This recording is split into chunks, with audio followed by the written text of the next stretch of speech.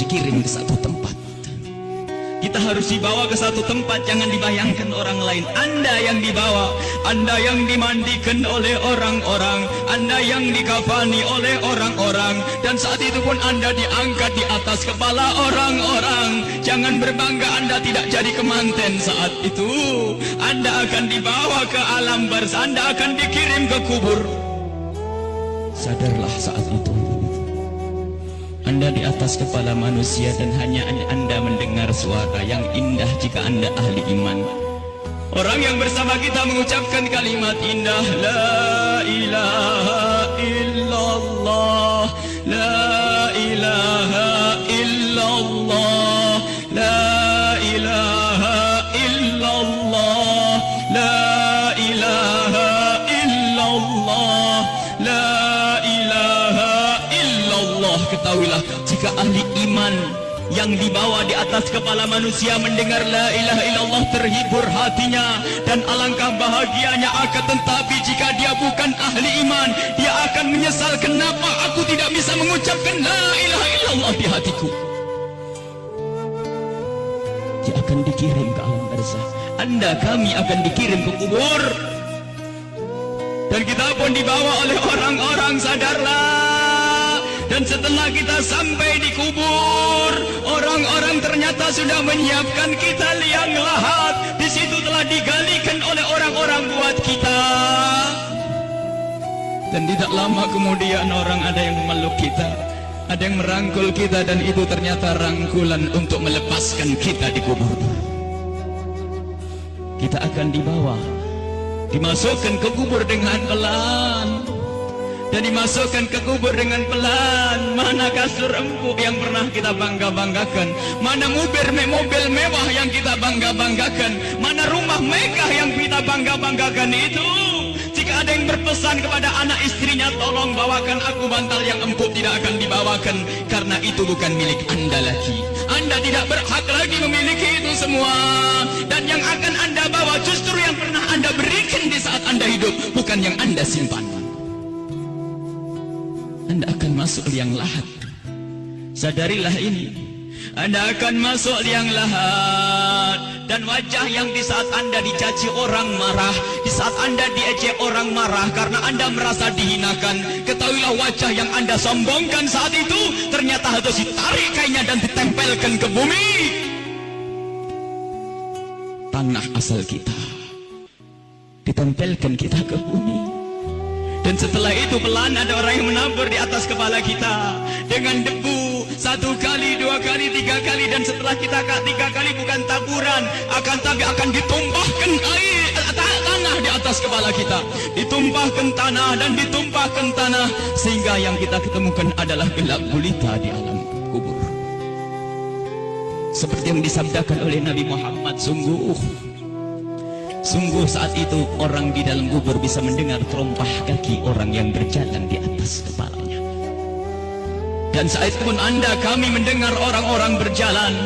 Anda dan kami mendengar orang yang melangkah semakin lama semakin jauh. Dan ternyata hanya tinggal beberapa orang, itu anak-anak kita, itu istri kita, itu suami kita.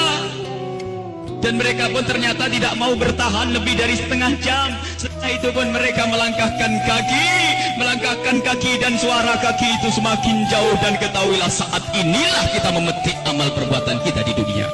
Saat inilah kita akan merasakan apa yang pernah kita tanam waktu kita hidup di dunia. Anda ahli salat, Anda ahli ibadah, ketahuilah sebelum kedatangan malaikat mungkar nakir, ternyata Anda banyak yang menziarahi Anda, banyak yang datang. Ada yang mengucapkan salam, Assalamualaikum. Anda menjawab, Waalaikumsalam, siapa engkau? Suara itu menjawab, aku adalah solat malammu dulu.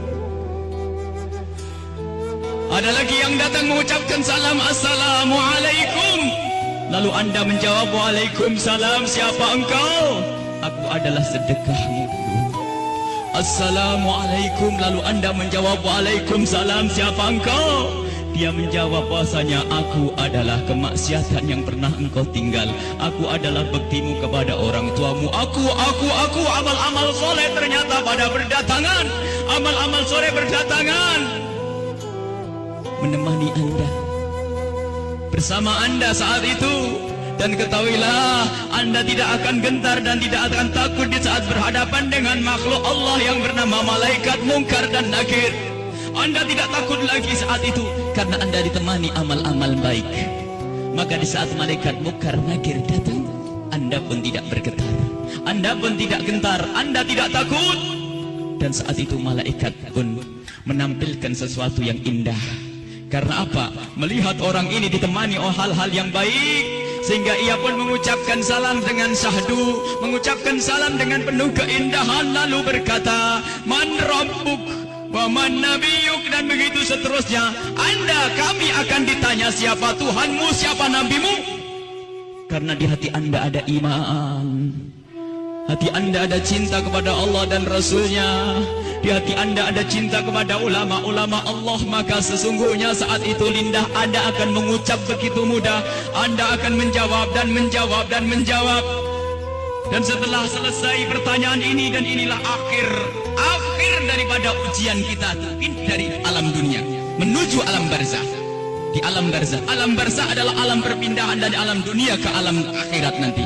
Maka ini adalah alam akhir ujian, dan setelah itu kalau lulus mendapatkan surga, kalau tidak lulus dia mendapatkan siksa. Setelah malaikat bertanya dan lulus, Anda ditanya, dipanggil malaikat rahmat, malaikat pemberi nikmat. Wahai malaikat pemberi nikmat, ini adalah hamba yang soleh, bawalah ini ke surga dan beri nikmat sampai dibangkitkan nanti. Akan tapi sadarlah, di samping sana, di kubur yang satu sana, ada di samping kita ada kubur, di samping Anda ada kubur. Dan di saat orang ini dikubur dan ditinggal oleh keluarganya, ternyata saat itu telah berdatangan sesuatu yang sangat mengerikan, dengan suara yang sangat menyeramkan. Seseram-seram suara di dunia tidak pernah didengar seperti saat ini. Suara yang sangat mengerikan dan menyeramkan, ketahuilah. Lalu orang ini bertanya, siapa engkau? Suaramu sungguh mengerikan. Suara itu menjawab, aku adalah zina yang pernah engkau lakukan dulu. Suara lebih seram lagi, lalu orang ini bertanya, siapa engkau? Aku adalah tali persaudaraan yang pernah engkau putus dulu. Siapa engkau? Aku adalah salat yang pernah engkau tinggal. Siapa engkau? Aku adalah durhakaku kepada suamiku. Siapa engkau? Aku adalah tempelengan kepada istrimu. Siapa engkau? Aku adalah dusta, dan seterusnya dan seterusnya. Kalau orang ahli maksiat sungguh saat itu ditemani oleh amal-amal jeleknya, dan saat itu sudah takut dan takut dan takut sebelum kedatangan malaikat Munkar Nakir. Semoga Allah menjaga kita dari didatangi oleh amal-amal jelek. Akan tapi kita semua punya amal jelek. Ya Allah, ampuni dosa kami. Jangan sampai ini semua hadir di saat itu, ya Allah. Ya Allah. Kemudian malaikat Munkar Nakir datang. Bagaimana ya kalau ini kita?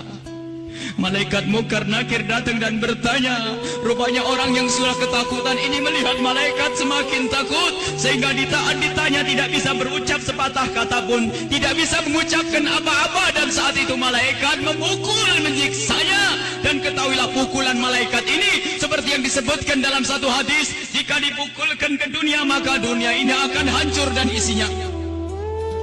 Dipukulkan kepada kita kalau kita ahli maksiat, dipukulkan kepada siapapun yang ahli maksiat.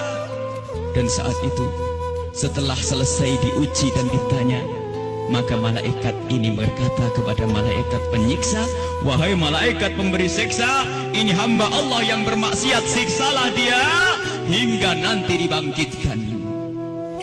Ini yang harus senantiasa kita hadirkan. Kenapa Rasulullah pernah memerintahkan, aktsiru min dzikri hadzimil ladzat, sering banyaklah menyebut kematian, agar kita sadar bahwasanya kita juga akan mati, lalu mempersiapkan kematian ini. Al-kayyisu man dana nafsahu lima ba'dal maut. Orang cerdas itu yang mempersiapkan untuk kehidupan setelah mati. Seorang sahabat bertanya kepada Nabi Muhammad, ya Rasulullah, ayyun nasi akyas, orang apa yang paling cerdas ya Rasulullah? Dijawab, aktaruhum lil mauti dzikra, yang paling sering menyebut kematian, yang paling sering mengingat kematian. Wa ahsanuhum lima ba'dahu istidada, yang paling banyak untuk mempersiapkan setelah kematian itu adalah orang-orang cerdas. Dan ketahuilah, siapapun yang selalu ingat kematian itu akan semakin indah tingkah lakunya. Jangan dianggap kalau ingat kematian orang ini akan cemberut. Jangan dianggap kalau orang kematian dia akan selalu muram. Tidak. Orang yang selalu keingat kematian akan semakin indah di dalam berinteraksi dengan sesama. Dia tahu bahasanya senyum kepada istri itu pahala, maka dia akan sering senyum. Dia tahu bahasanya menghargai suami adalah pahala, maka dia akan menghargai suami. Dia ngerti bahasanya tegur sapa, sopan santun, saling kasih dan cinta kepada tetangga itu menghadirkan pahala, maka dia akan bersopan santun dan bersaling kasih. Maka orang yang sering mengingat kematian itu akan menjadikan dia semakin baik di dalam kehidupan ini. Kalau ternyata ada orang mulutnya tajam, tangannya suka mukul orang, yakinlah bahwa dia lupa bahasanya dia akan mati. Atau ingat mati tapi tidak sadar bahasanya itu semua akan dituntut setelah kematian. Maka mari kita mengingat kematian agar hidup kita semakin indah di dunia ini.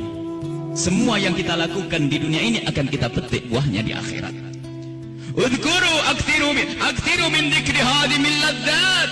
Hadis yang diriwayatkan oleh Imam Tirmidzi dan Ibnu Hibban. Bahasanya, perbanyaklah engkau menyebut kematian. Bahkan banyak sekali Rasulullah memerintahkan satu amalan tujuannya agar mengingat kematian, termasuk ziarah kubur. Fa innaha tudzakirukumul maut, karena ziarah kubur itu mengingatkan orang-orang yang mengingatkan kita kepada kematian. Menyebut orang yang telah mendahului kita dalam iman, mengingatkan kita kepada kematian. Membaca manaqibnya orang-orang saleh itu juga